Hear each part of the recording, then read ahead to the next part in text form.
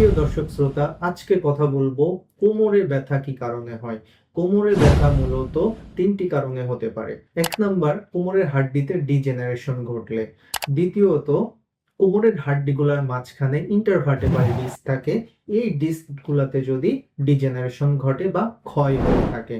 তিন নাম্বার কারণ হচ্ছে PLID, prolapse lumbar intervertebral disc, অর্থাৎ দুইটা ভার্টেব্রার মাঝখানে যে ইন্টারভার্টেব্রাল ডিস্ক আছে এটা অনেক সময় চাপ লেগে বা ভারী কাজ করতে গেলে চাপ খেয়ে এটা বের হয়ে আসতে পারে, এবং এখানে এই অঞ্চলে যে নার্ভগুলা আছে এই নার্ভগুলাকে যে চাপ দেয়, এবং এর কারণে পায়ের পিছনে খুবই ব্যথা করে। হাঁটতে গেলে পায়ের পিছনে টান লাগতে পারে, পা অবশ হতে পারে, পা ঝিনঝিন হতে পারে। আপনি বা আপনার পরিবারের কোনো সদস্য যদি এই ধরনের সমস্যায় আক্রান্ত হন, তাহলে আপনার জন্য বেস্ট অপশন হচ্ছে চাইনিজ আকুপাংচার থেরাপি। এবং চাইনিজ আকুপাংচার থেরাপির মাধ্যমে কোনো ধরনের ওষুধ প্রয়োগ ছাড়াই আপনি এই ধরনের ব্যথা থেকে মুক্ত হতে পারবেন ইনশাল্লাহ। যে কোনো প্রয়োজনে আমাদের সাথে যোগাযোগ করতে পারেন স্ক্রিনে দেওয়া নাম্বারে, অথবা নক করতে পারেন আমাদের ফেসবুক পেজে। ধন্যবাদ সবাইকে।